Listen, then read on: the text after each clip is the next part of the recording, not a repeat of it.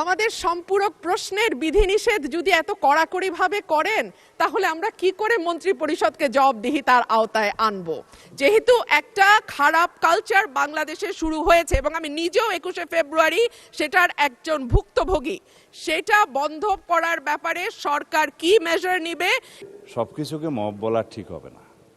কিছু আছে সংগঠিত পরিকল্পিত অপরাধ। মাননীয় স্পিকার, ব্রুট মেজরিটি সবসময় বিপজ্জনক। অতীতেও আমরা সংসদে যখন ব্রুট মেজরিটি দেখেছি সেটা পরিণতি খুব ভালো হয়নি।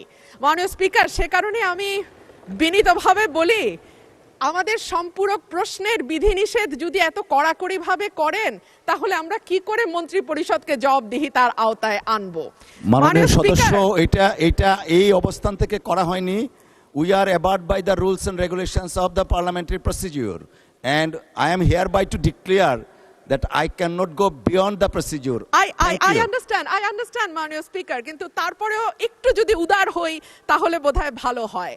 আমাদের মাননীয় স্বরাষ্ট্রমন্ত্রী, উনি অত্যন্ত দক্ষ যোগ্য ব্যক্তি, উনি সংবিধান যেমন ভালো জানেন, আমি নিশ্চিত উনি ওনার মন্ত্রণালয়ের ব্যাপারেও অনেক বেশি জানেন।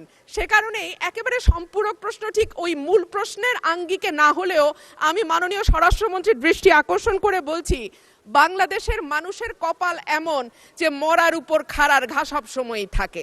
দীর্ঘ 15 বছর গুম, বিচার বহির্ভূত হত্যা, হেফাজতে নির্যাতন, নেতাকর্মীদের ধরে নিয়ে গিয়ে পা ভেঙে ফেলা, অসুস্থ করে দেওয়া, এই কালচার ছিল। এরপরে অন্তর্বর্তীকালীন সরকারের সময় মাননীয় স্পিকার আমরা দেখলাম মব কালচার। 2024-এর সেপ্টেম্বর থেকে 2026-এর জানুয়ারি পর্যন্ত মাননীয় স্পিকার আমাদের যেই পরিসংখ্যান সেটা বলছে যে 250-300-র উপরে মানুষ নিহত হয়েছে এই মবের খপ্পরে পড়ে। আমার মাননীয় স্বরাষ্ট্রমন্ত্রীর কাছে প্রশ্ন, যেহেতু একটা খারাপ কালচার বাংলাদেশে শুরু হয়েছে এবং আমি নিজেও 21শে ফেব্রুয়ারি সেটার একজন ভুক্তভোগী, সেটা বন্ধ করার ব্যাপারে সরকার কি মেজার নিবে এবং স্বরাষ্ট্রমন্ত্রী এই ব্যাপারে কি কি পদক্ষেপ নেবেন? ধন্যবাদ। ধন্যবাদ মাননীয় সদস্য। মাননীয় মন্ত্রী। মাননীয় স্পিকার, আপনাকে ধন্যবাদ। মাননীয় সদস্যকেও অনেক বেশি ধন্যবাদ দিচ্ছি। এই মব কালচারের ইস্যুটি একটা ডিফারেন্ট ডিবেট, আলাদা ডিবেট হতে পারত। যত পরিসংখ্যান তিনি দিয়েছেন 24-এর 5ই আগস্টের পর থেকে এই 26-এর জানুয়ারি পর্যন্ত, সে পরিসংখ্যানটা আমার কাছে নাই। তবে আমাদের কাছে অনুমান আছে। আমরা সরকারের দায়িত্ব পেয়েছি, আমি এটা ক্ষমতা বলতে চাই না, আমরা এই রেসপন্সিবিলিটিটা পেয়েছি। এই দায়িত্ব নেওয়ার পর থেকে আজকে আমরা প্রায় 45 দিনও এখনো হয় নাই, 1.5 মাস হয় নাই। এর মধ্যে ঠিক মব নয়, মবের মতো, কারণ এখানে ডেফিনিশন আলাদা করতে হবে। কোনটা গাইবান্ধার পলাশবাড়িতে থানায় গিয়ে হামলা, সেটা কি মব হবে? নাকি কোনটা 21শে ফেব্রুয়ারিতে মাননীয় সদস্যের উপরে হামলা হয়েছে সেটা কি মব হবে?